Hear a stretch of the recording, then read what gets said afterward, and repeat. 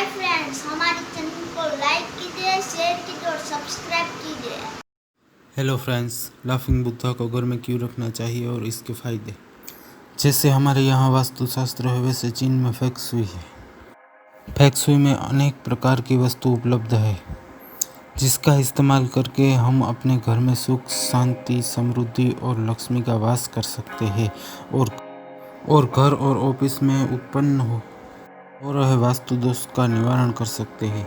आज हम लाफिंग बुद्धा के विषय में जानेंगे और प्रकार से इसका उपयोग हम कर सकते हैं और इसके फ़ायदे हम ज़्यादा से ज़्यादा कैसे पा सकते हैं वो हम बताएंगे। लाफिंग बुद्धा की मूर्ति सुख, समृद्धि और प्रगति का प्रतीक माना जाता है। घर में इसके होने से सफलता आती है। लाफिंग बुद्धा के बारे में बहुत सारी बातें प्रचलित है।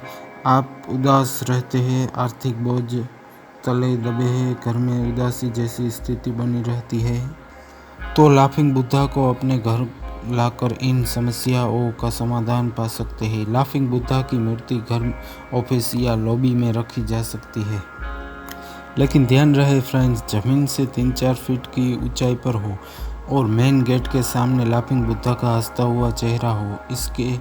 इससे मूर्ति अधिक क्रियाशील हो जाती है। फ्रेंड्स, हमारे मन में ये वहम है कि ये मूर्ति गिफ्ट देने पर ही कारगर होती है। ये संपूर्णतः गलत है।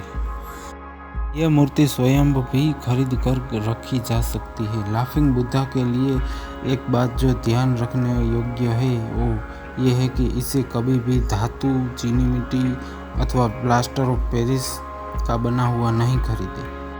यह मूर्ति सिर्फ सिरामिक की ही खरीदे। बुद्धा के हंसते हुए चेहरे को खुशहाली का द्वार समझा जाता है। चीन में संपत्ति के देवता माने जाने वाले लाफिंग बुद्धा की पूजा आराधना की जाती है। घर में इसकी स्थापना से धन दौलत का आगमन निश्चित मान लिया जाता है। इनका मोटा पेट संपन्नता का प्रतीक है। इनके पेट को छूने की परंपरा है।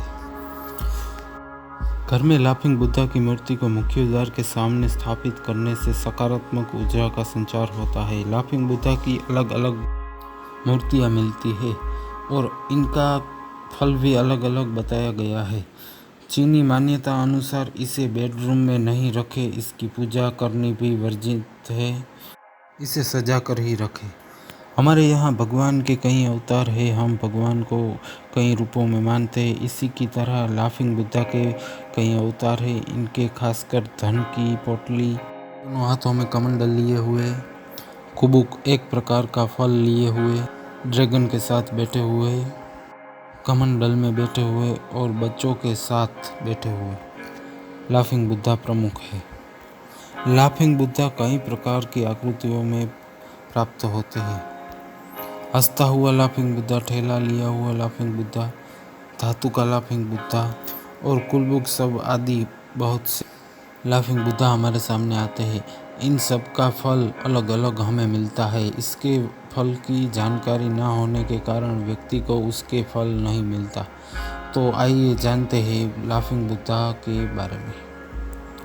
हंसता हुआ लाफिंग बुद्धा।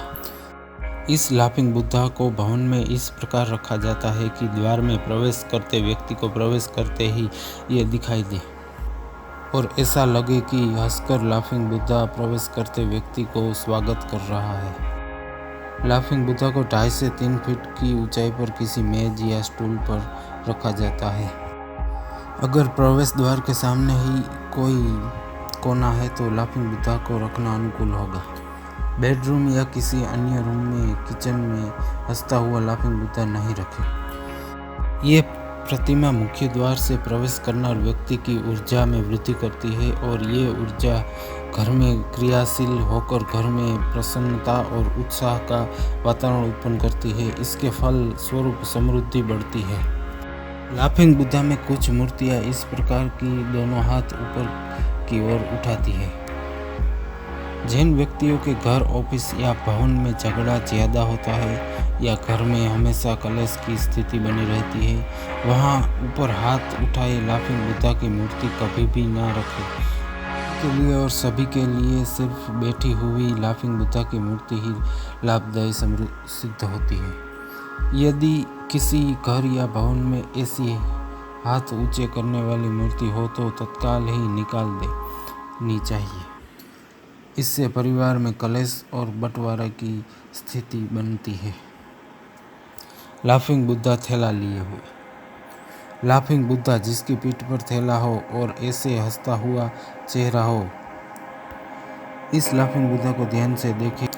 थैला खाली तो नहीं है, उसमें जो सामान भरा है वो ऊपर तक दिखना चाहिए। ऐसे लाफिंग बुद्धा की मूर्ति को मुख्य पर रखें तो वह अर्धचक्र सुचालित रूप से चालू करता है, अर्थात आमदनी का मार्ग खुलता है। इसके लिए इसे दुकान, शोरूम या व्यापार की जगह पर रखना चाहिए। आमदनी बढ़ती है और धन की वृद्धि होती है। धातु का बना लाफिंग बुद्धा। सामान्यतः बुद्धा की प्रतिमा विशेष प्रकार की मिट्टी से बनी हुई होती है। इनके साथ साथ धातु की बनी प्रतिमाएं भी आती है। जिन व्यक्तियों में निर्णय शक्ति की कमी होती है, उदारता एवं भावुकता का लाभ अन्य व्यक्ति उठाते हैं, उन व्यक्तियों को धातु की बनी प्रतिमा का प्रयोग करना चाहिए। उस बुद्धा की प्रतिमा को ऊंचाई पर ही रखना चाहिए और उसके साथ किसी भी वस्तु या अन्य मूर्ति को नहीं रखना चाहिए, तो इसका लाभ प्राप्त कर सकते हैं।